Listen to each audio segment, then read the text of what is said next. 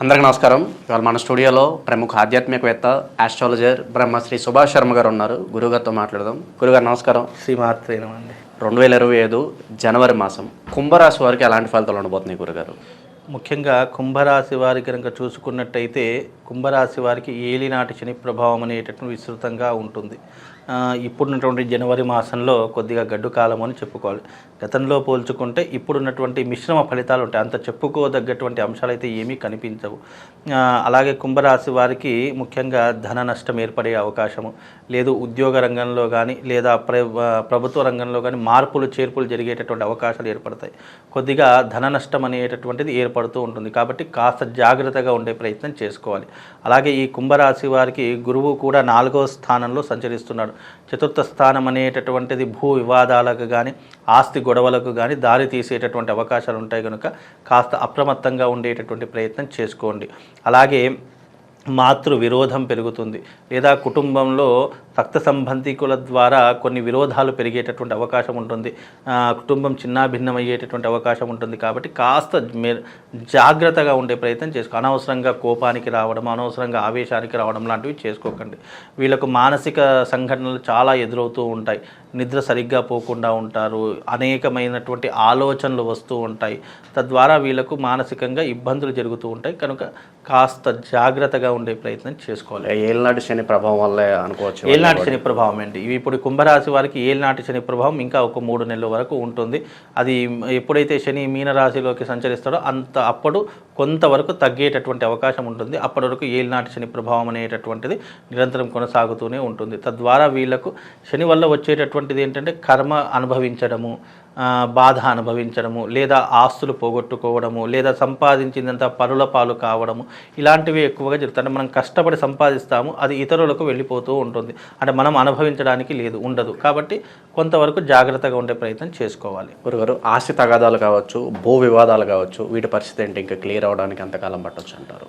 ముఖ్యంగా ఆస్తి తగాదాలు, భూ వివాదాలు ఏదైనా ఉంటే గనక, కోర్టు కేసులు ఏవైనా ఉంటే గనక అవి ఇంకా ప్రొలాంగ్ అయ్యేటటువంటి అవకాశం ఉంటుంది. ఎప్పటి వరకు 2025 ఆగస్టు వరకు ప్రొలాంగ్ అవుతుంది. ఆగస్టు తర్వాత కొంతవరకు మెరుగయ్యేటటువంటి అవకాశం కుంభరాశి వారి యొక్క జాతకంలో ఏర్పడుతుంది. కాబట్టి విరోధాలు పెంచుకోకుండా అనవసరంగా వాగ్వివాదం అంటే మాటలు వదిలేయడం కానీ, లేదు నీలాపనిందలు వేయడం కానీ ఇలాంటివి చేసుకోకండి. కుంభరాశి వారు వీలైనంత వరకు ఎంత సైలెంట్గా ఉంటే వాళ్ళ జీవితం అంత బ్రైట్గా ఉంటుంది.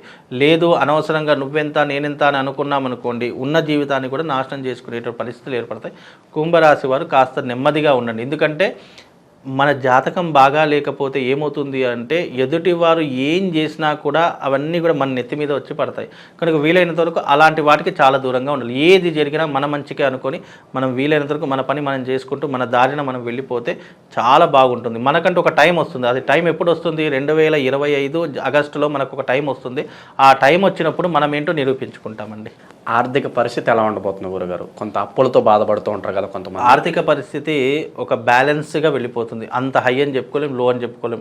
తినడానికి, ఉండడానికి, వెళ్ళడానికి కొంతవరకు బాగానే ఉంటుంది.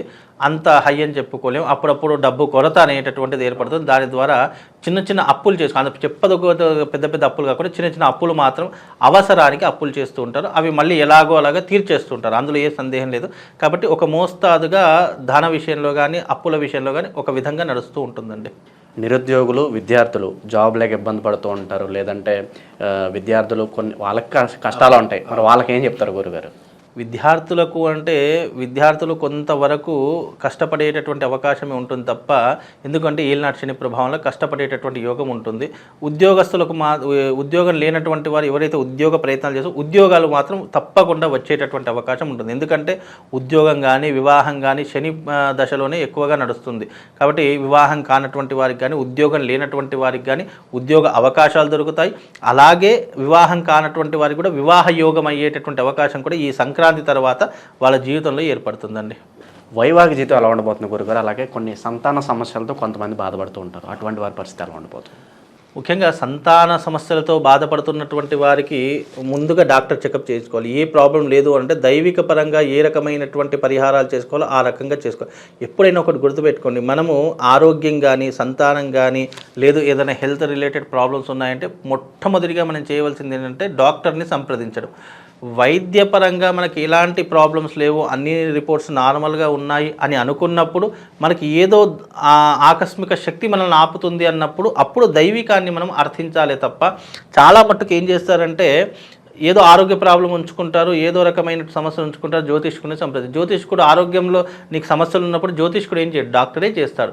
డాక్టర్ వృత్తి డాక్టర్కే తెలుసు, జ్యోతిష్యంలో ఉన్నటువంటి వాడికి జ్యోతిష్యమే తెలుస్తుంది. కాబట్టి మీరు అన్ని రిపోర్ట్స్ నార్మల్గా ఉన్నాయి, అయినా నాకు ఏదో తెలియనటువంటి లోటు కనిపిస్తుంది ఆరోగ్య విషయంలో కానీ ధన విషయంలో ఏ విషయంలోనైనా సరే, అప్పుడు జ్యోతిష్యపరంగా చూయించుకోవాలి తప్ప మనం ఆరోగ్యంగా లేనప్పుడు లేదా ఆరోగ్యంగా ఉండి కూడా మనం జ్యోతిష్కుని సంప్రదించకూడదని శాస్త్రవచనం, మనం చెప్పింది కాదు, శాస్త్రవచనము అని చెప్పుకోవచ్చండి. ఎక్కువగా కుంభరాశి వాళ్ళు కామెంట్స్లో అడుగుతూ ఉంటారు, గురుగారు రాజకీయ వాళ్ళకి అలాగే కళారంగంలో ఉన్న వాళ్ళకి ఎలా ఉంటుంది గురుగారు అని అడుగుతూ ఉంటారు. మరి ఈ మాసంలో ఏదన్నా ఇంప్రూవ్మెంట్స్, కొత్త అవకాశాలు రావడం కానీ ఏదన్నా కనబడుతుందా గురుగారు? ఈ ప్రస్తుత కాలంలో అయితే ఈ జనవరి మాసంలో అయితే కొత్త అవకాశాలు అయితే ఏమీ కనిపించడం లేదు. రాజకీయ నాయకులకు మాత్రం నీలాపనిందలు జరిగేటటువంటి అవకాశం, రాజకీయంలో పెను మార్పులు వచ్చేటటువంటి అవకాశము, అలాగే నీలాపనిందలు అనుభవించేటటువంటి అవకాశం, చెయ్యనటువంటి తప్పుకి అనవసరంగా శిక్షణ అనుభవించేలా చేసేటటువంటి అవకాశం మాత్రం ఇప్పుడు ఈ ప్రస్తుత కాలంలో ఉంది. కాబట్టి కాస్త జాగ్రత్తగా ఉండే ప్రయత్నం చేసుకోండి. కుంభరాశి వాళ్ళు ఇప్పుడు ఈ జనవరిలో ఆర్ద్ర నక్షత్రం వస్తుంది. ఆ ఆర్ద్ర నక్షత్రం వచ్చినప్పుడు శివపార్వతుల కళ్యాణం జరుగుతుంది. ఆ శివపార్వతుల కళ్యాణంలో వచ్చి పాల్గొనండి. వచ్చిన ప్రతి ఒక్కరికి కూడా ఒక స్ఫటిక శివలింగం ఇవ్వడం జరుగుతుంది. ఆ స్ఫటిక శివలింగానికి ఎవ్రీడే పూజ చేసుకునే ప్రయత్నం చేయండి. తద్వారా వాళ్లకు కొంతవరకు ఉపశమనం కలిగేటటువంటి అవకాశం ఏర్పడుతుంది. గురుగారు ఏలినాటి శని జరుగుతుంది కాబట్టి ఇంకా ఏదైనా ప్రత్యేకంగా రెమెడీస్ ఏదైనా సజెస్ట్ చేయండి కుంభరాశి వారు. కుంభరాశి వారు ఏదైనా రెమెడీ చేసుకోవాలి అనుకుంటే కనుక భారస్పత్య తంత్ర సాధన అని చెప్పేసి ఒకటి ఉంటుంది. ఆ భారస్పత్య తంత్ర సాధన అనేటటువంటి చేసుకోవడం ద్వారా వీళ్ళొక జీవితంలో ఉపశమనం కలుగుతుంది. ఏదైనా మంత్రం చదువుకోవాలి అని అనుకుంటే కనుక బృహస్పతికి సంబంధించినటువంటి మంత్రం చదువుకోవచ్చు. ఓం దేవానాంచ ఋషీనాంచ గురు కాంచన సన్నిభం వందనీయంత్రిలో కేశం తం నమామిం బృహస్పతిం అనేటటువంటి మంత్రం చదువుకున్న వాళ్ళ జీవితంలో కొంతవరకు ఉపశమనం కలుగుతుందండి. అయితే ముఖ్యంగా ఈ రాసుల వాళ్ళు రాబోయేటటువంటిది సంక్రాంతి 2025 కాబట్టి ఈ సంక్రాంతిలో కీడు దినాలు కూడా చాలామందికి ఏర్పడుతూ ఉంటాయి. ద్వాదశ రాసుల రీత్యా బాగున్నా బాగా లేకపోయినా కొన్ని రాసుల వారు తప్పకుండా దైవారాధన చేసుకోవడం చాలా ముఖ్యము. మీ రాశి వాళ్ళు ముఖ్యంగా ఏదైనా చేసుకోవాలంటే శివుడికి సంబంధించినటువంటి ఆర్ద్రాభిషేకం అనేటటువంటిది ఒకటి ఉంటుంది. లేదు అని అనుకుంటే గనక ఈ రాశి వాళ్ళు ముఖ్యంగా తప్పకుండా శివశక్తి లింగం అనేటటువంటిది ఒకటి ఉంటుంది.